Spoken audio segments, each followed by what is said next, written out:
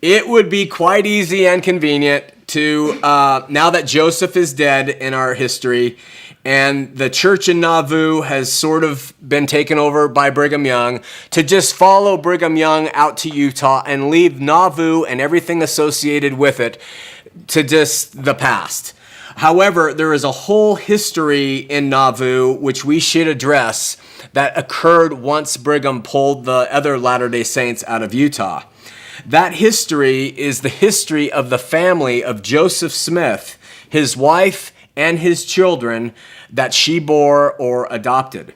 For a man that the Mormons even today hail as the prophet, Joseph Smith, it's interesting that none of his family followed Mormonism that he practiced or that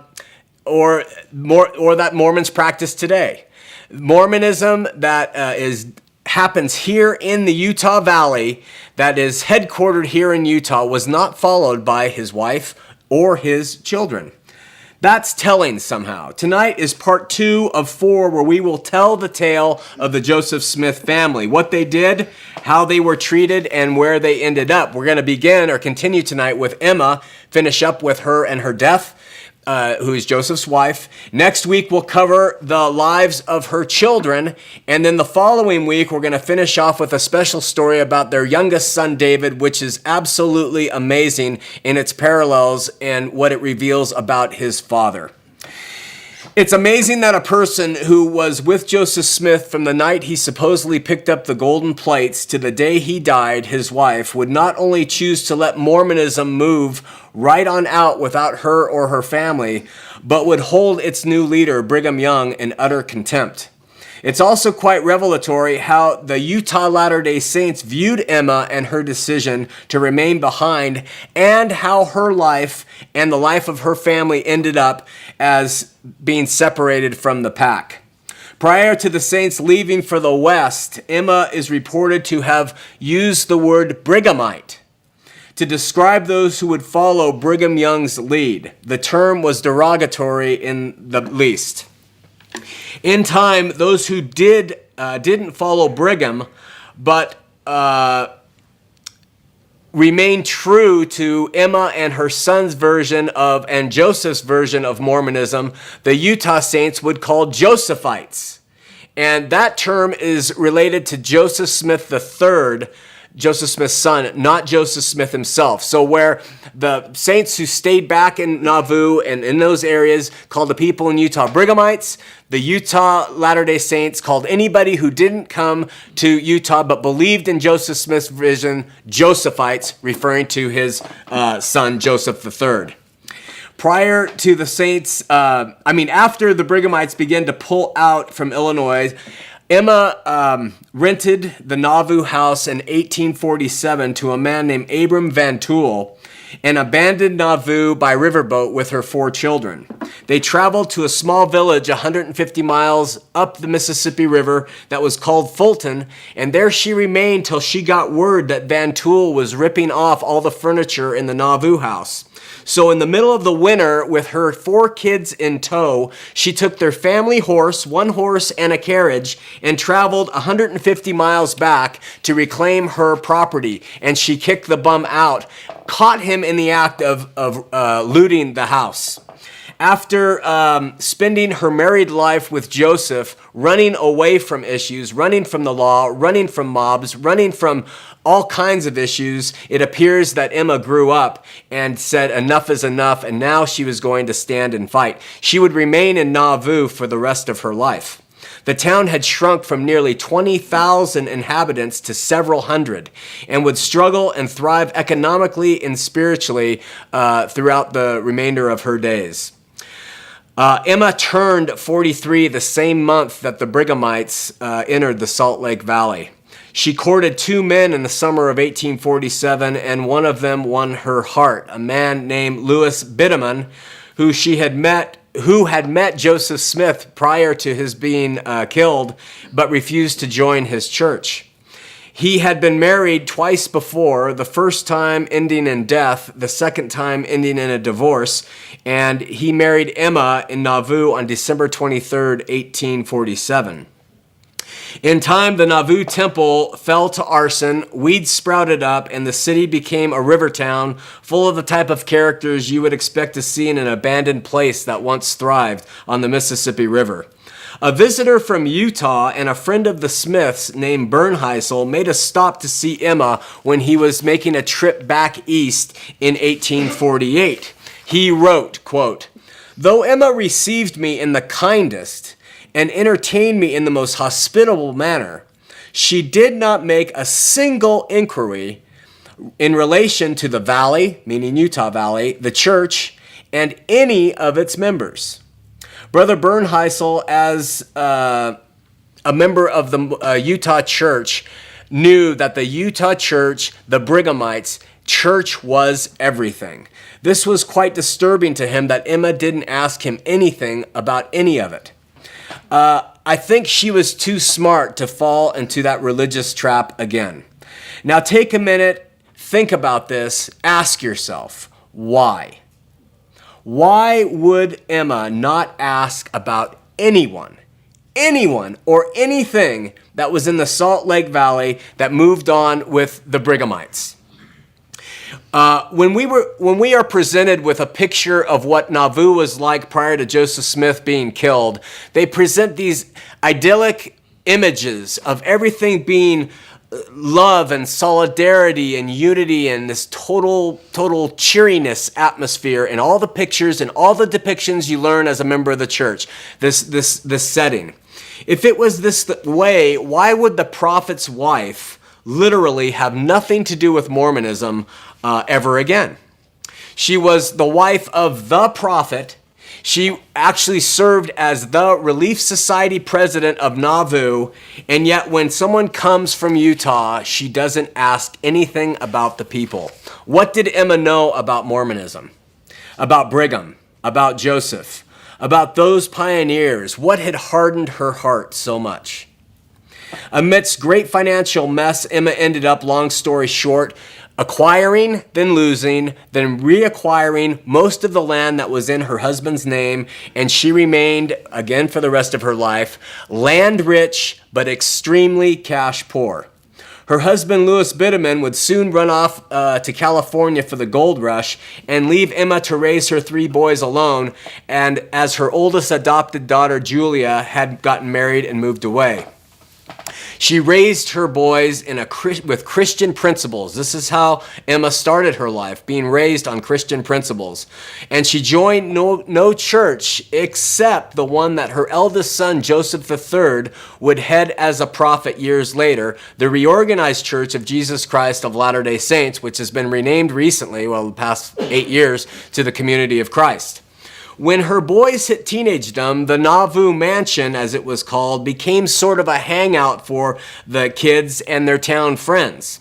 Young people included, according to LDS historian Valine Tibbetts Avery, quote, Catholics, Presbyterians, Methodists, and Lutherans, along with those of no particular religious affiliation, who participated in communal apple parings, corn huskings, taffy pulls, and other bees and parties, end quotes. I wonder if Brigham would have been so open and friendly to Gentile teens in his mansion down there on South Temple and whatever it is. Several years later, in 1860, Emma's eldest son, Joseph III, accepted the place as the prophet, seer, revelator of the Reorganized Church, and Emma became an immediate member. Her husband, Louis, having returned from California without any money, refused to join any religion for the rest of his life. Joseph III then relocated the Reorganized Church back to Nauvoo and tenuously faced the townspeople's reaction of more Mormons returning to that area. Tom Sharp, a newspaper editor who relentlessly attacked his father, Joseph Smith Jr., when he was alive, saw a great difference in this son's religious approach and wrote, quote, Young Joe is a different man from old Joe, and don't seek to gather all the faithful together that he may use them politically and financially as the Brighamites do. There is nothing objectionable in young Joe's church that we have heard of. From the journals of the reorganized believers, it seems Emma's religion was based on what Mormonism was in the Kirtland, Ohio days, and nothing of what it had become in the Nauvoo days. What it had become in the Nauvoo days is what it is today in the Salt Lake Valley, with very little change in doctrine. After being married to Louis Bideman for 17 years, Emma was greeted with another trying surprise. Her husband, Louis, fathered a child by one Nancy Abercrombie, a good-looking woman 24 years his junior. Nancy gave birth to Charles Edwin on March 16, 1864. Speaking of Emma, LDS historian Tibbetts Avery writes, quote, "She was again married to a man who found other women irresistibly attractive, although an important difference existed between the two men's expectations for her conduct. Louis Bideman did not insist that she condone his actions or set an example for other women to follow as Joseph had done. Emma was free to forgive Louis and simultaneously oppose adultery as a matter of principle," end quote.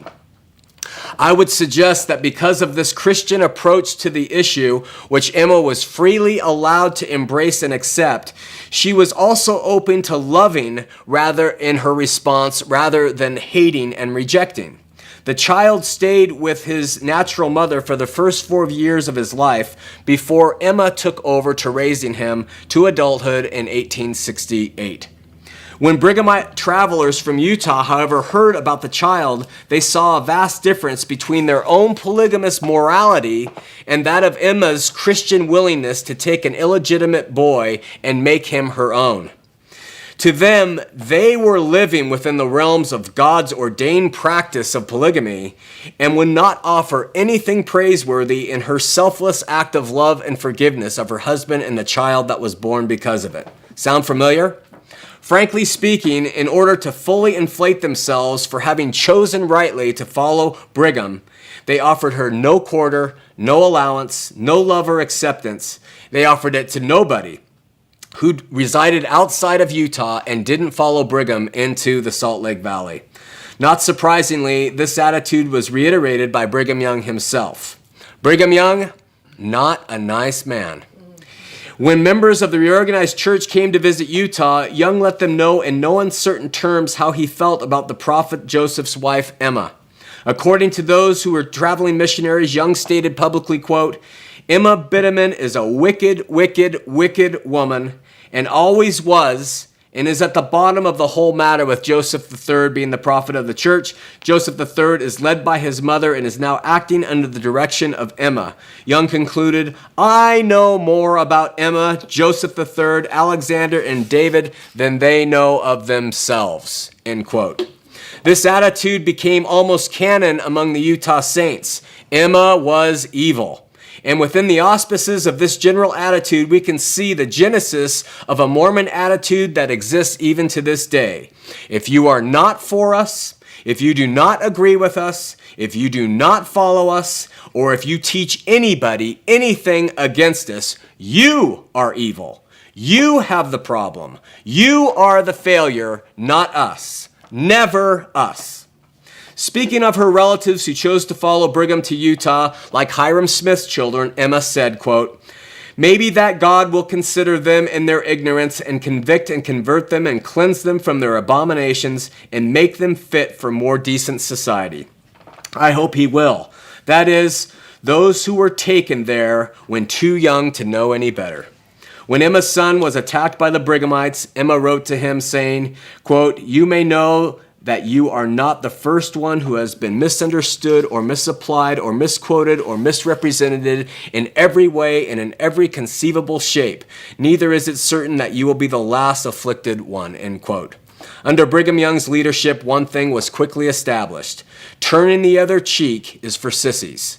You mess with us, it's all-out war. As we continue to study church history, we will see this come to light. In this vein, the Brighamites were relentlessly ruthless toward Emma, who, in my opinion, stands head and shoulders above Young as a living example of Christian love. In December of 1870, one Joseph C. Rich paid a visit to Nauvoo from Salt Lake City.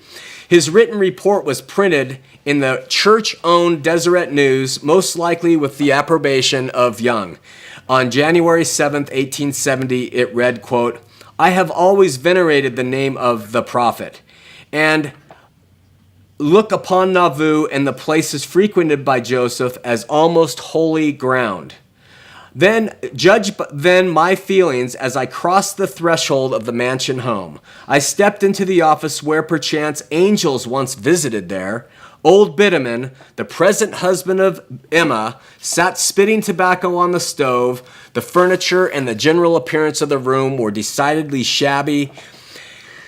The biased account continued with Rich stating that Emma looks very old and broken. And then he used the presence of Bittaman's child Charles, who was born out of wedlock, not to praise Emma for loving and caring for the child, but to further condemn her. He said, quote, "Now, Emma is the wife of a man who, even among his friends, is reproached as a drunkard and an adulterer.